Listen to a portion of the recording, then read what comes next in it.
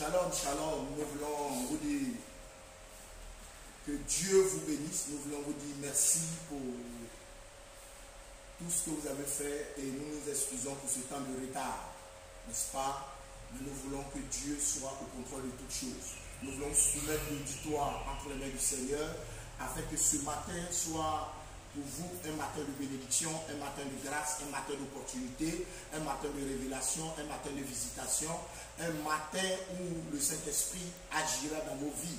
Nous voulons en même temps saisir l'opportunité qui nous est donnée, prier pour l'humanité, prier pour l'Afrique, prier pour la France, prier pour les États-Unis, prier pour l'Espagne, prier pour l'Italie, prier, n'est-ce pas, pour le Luxembourg, prier pour toutes ces nations, afin que Dieu qui a créé toutes ces nations ait la même mise sur ces nations et que ces temps de douleur, ces temps de preuve que connaît l'humanité, n'est-ce pas, que la main restauratrice, la main de délivrance, la main de bénédiction de l'Éternel agisse sur ces nations et que Dieu soit glorifié et que tous ceux qui sont infectés, tous ceux qui aujourd'hui sont dans la douleur, qui sont confinés, qui ne savent pas à quel sein se vouer, ceux-là même à cause du confinement qui n'arrivent pas à travailler, nous prions afin que le Dieu, n'est-ce pas, pourvoyeur, le Dieu médecin par excellence, le Dieu qu'on appelle Elohim, le Dieu qu'on appelle El Shaddai, c'est-à-dire le Dieu tout-puissant, se souvienne de vous et que ce Dieu-là soit avec vous, que ce Dieu-là vous protège, que ce Dieu-là vous restaure, que ce Dieu-là vous rétablisse, que ce Dieu-là contrôle toutes choses. Et je crois que cette rencontre, n'est-ce pas, sera pour votre bénédiction. Et je crois que ce temps de rencontre sera une gloire, une bénédiction, une élévation pour vous. Et ma prière est que, n'est-ce pas, le Seigneur intervienne, n'est-ce pas, dans les villages, n'est-ce pas, dans les villes, dans les sous-préfectures, dans les pays, dans les nations, partout où vous êtes, que la main de Dieu vous touche et que vos noms ne soient pas sur la liste des morts, même si vous figurez, que le sang de Jésus-Christ de Nazareth enlève vos noms et que vous soyez bénis, n'est-ce pas, aujourd'hui, et que dans ce temps de confinement, dans ce temps de preuve, n'est-ce pas, que vous tirez, n'est-ce pas, le meilleur, que vous tirez le meilleur, que ce temps de confinement, ce temps de preuve, ce temps de douleur, au contraire, vous vous rapprochez du Seigneur, vous vous rapprochez de votre Créateur, et que ce temps de douleur soit un temps de rapprochement, un temps de bénédiction, un temps de grâce, un temps d'opportunité, un temps de délivrance, un temps de découverte. C'est pourquoi, mesdames, mesdemoiselles, messieurs, nous sommes ici, à l'église glorieuse, n'est-ce pas, de la GB, et je suis le prophète Dominique. Le direct a commencé, connectez-vous, partagez la vidéo, et tous ceux qui sont abattus, tous ceux qui sont déboussolés, tous ceux qui sont anxieux, tous ceux qui ne savent pas à quel sein se vouer parce qu'ils sont paniqués, parce que rien ne va, aucun médecin ne peut régler leur cas, ils sont déboussolés. Je suis venu vous présenter Jésus-Christ comme Seigneur, Jésus-Christ comme la solution.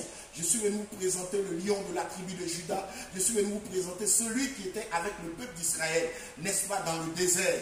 Et la nuit, la Bible dit qu'il était une flamme de feu, et la journée, il était une nuée. Celui-là même qui n'a jamais trahi, mais celui-là qui est toujours avec ses bien-aimés. Celui-là même, n'est-ce pas, lorsque David avait fait le dénombrement et que Dieu, dans sa colère, avait commencé à frapper tout Israël, arrivé sur, n'est-ce pas, la Bible dit, arrivé sur Jérusalem, Dieu lui-même, dans son amour, dans sa compassion, a dit à l'ange de la destruction, assez, nous voulons dire à notre Dieu que ce monde est en train de connaître la défaite, la dissolution, la méchanceté. Le monde est en train d'aller à son chaos. Nous te confions l'humanité, nous te confions ces femmes, n'est-ce pas, abandonnées, ces femmes battues. Nous te confions ces personnes, ces pères de famille qui sont devenus aujourd'hui comme irresponsables, entre guillemets, parce que face à la situation, ils ne peuvent pas régler. Face à la situation, ils sont confrontés, n'est-ce pas, à la défaite. Ils sont confrontés au désastre. Ils ne peuvent pas apporter un plus à l'humanité. Ces présidents de la République, ces hommes forts, ces ministres, tous ceux-là aujourd'hui sont à terre. Et tout le monde, n'est-ce pas, n'a que les regards fixés vers Dieu. N'est-ce pas, Seigneur, le Dieu tout-puissant, celui vers qui Abraham a tourné les regards.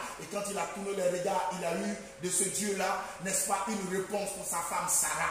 Celui-là même vers qui Isaac a tourné les regards. Et quand il a tourné les regards, il a eu, n'est-ce pas, une résolution, il a eu une solution pour sa femme Rebecca. Celui-là même vers qui Jacob a tourné les regards. Et quand il a tourné les regards, ce Dieu-là l'a délivré de son oncle Laban. Et quand il a délivré de son oncle Laban, il a délivré de toutes ses actions contre lui. Celui-là même vers qui Joseph s'était tourné, n'est-ce pas, en Égypte. Et quand il s'est tourné vers celui-là, il a rétabli, n'est-ce pas, du camp de prisonniers, il a établi, il a élevé. Frères et sœurs, nous voulons vous présenter Jésus-Christ comme la solution de l'humanité, comme le maître du salut. Et lui-même, il a dit, je me tiens à la porte de ton cœur, je frappe. Si tu entends ma voix, n'endurcis pas ton cœur, n'est-ce pas? Ouvre ton cœur, j'entrerai et je soupirai avec toi. Et je crois que Jésus-Christ est la solution.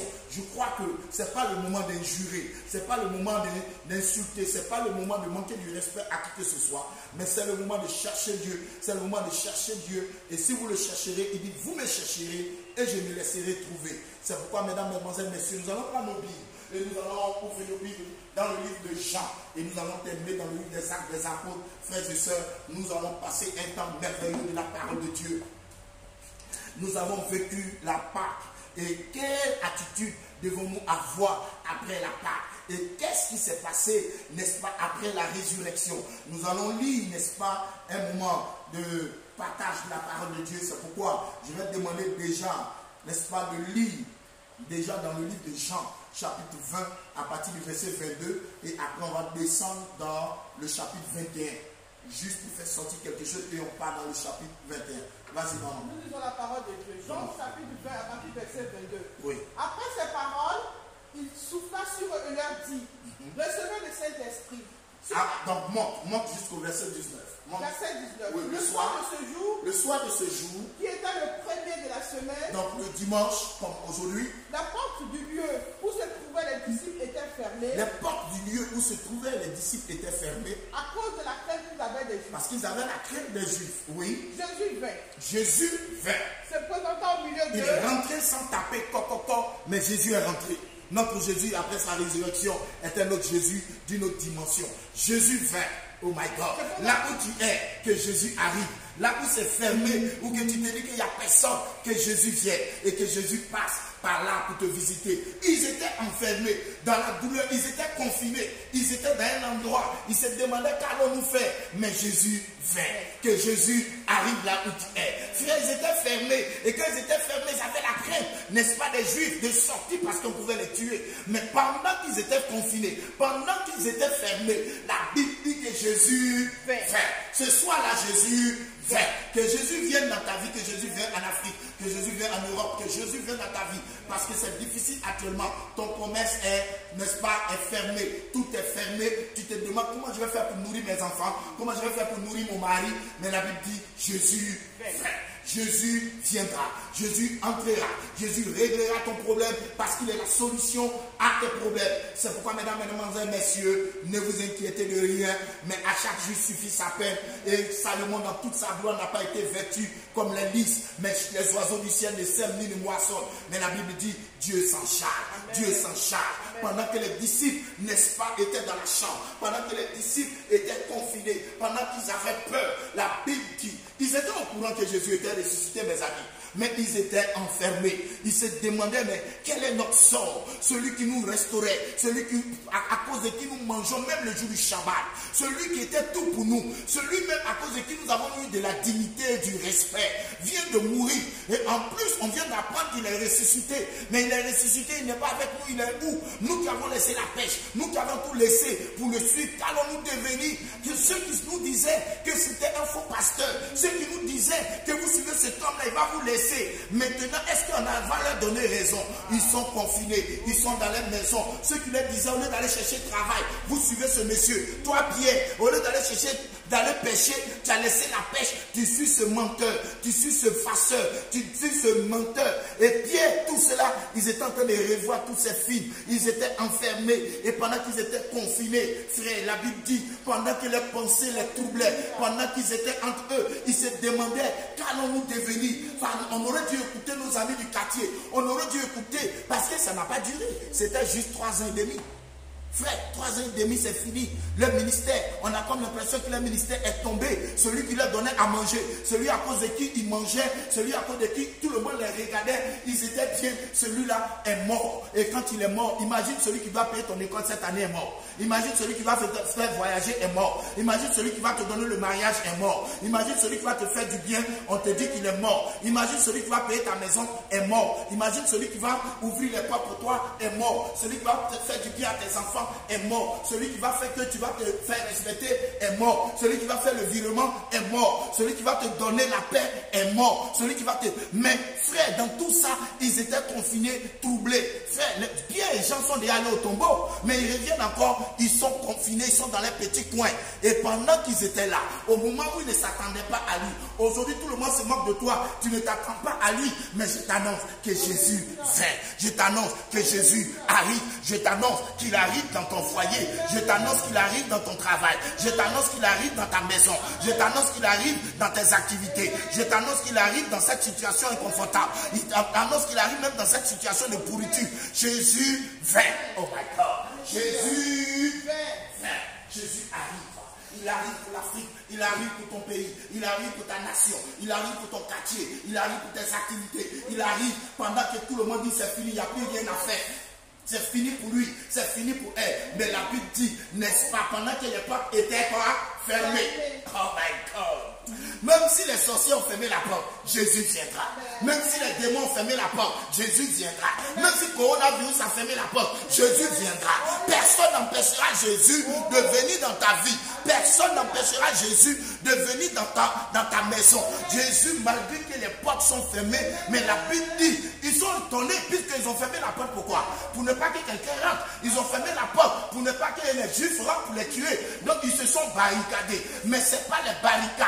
Ce n'est pas les mains, n'est-ce pas, la main de l'homme qui va empêcher la main de Dieu. Ce n'est pas ce que l'homme a mis comme fétiche qui va empêcher l'arrivée de ton Dieu. Ce n'est pas les combien qui vont empêcher la main de ton Dieu. Ce n'est pas coronavirus qui va empêcher la main de ton Dieu. Pendant qu'ils se sont barricadés, pendant qu'ils se sont enfermés, pendant qu'ils se sont dit, c'est mieux qu'on va rester dans nos petits coins. C'est mieux qu'on va rester confinés. Ne sortons pas. Si nous sortons, nous risquons la vie. Si nous sortons, nous allons nous tuer. Pendant qu'ils étaient là, pendant que, frère, ils devaient décider cet aliment qui leur passait. Au moment où on s'en rend compte, la Bible dit, Jésus vient. Alléluia. Jésus vient. Il est ressuscité. Bon, il est où? Il est où? Au moment où ils sont là, on dit Jésus vient. Oh, Afrique, Jésus viendra. Europe, Jésus viendra. Europe, Jésus viendra. Italie, Jésus viendra. Luxembourg, Jésus viendra. Marie-Jeanne, Jésus viendra. Emma, Jésus viendra. Je suis en train de dire à celui qui est connecté, celui qui pense qu'on l'a oublié, pendant que tu penses et que tout le monde te fait croire qu'il n'y a plus rien à faire, frère, c'est parce qu'il n'y a plus rien à faire qu'il y a quelque chose à faire. Parce que quand il n'y a plus rien à faire, c'est que les hommes ont échoué. Mais quand ils disent qu'il n'y a plus rien à faire, alors que c'est là où commence, n'est-ce pas, s'arrête la main de l'homme, c'est là que commence la main de Dieu. Là où s'arrête, n'est-ce pas, l'expertise, n'est-ce pas, de la médecine et des hommes, c'est là que commence la main de Dieu. Alors, pendant qu'ils étaient confinés, pendant qu'ils étaient enfermés, Jésus fait.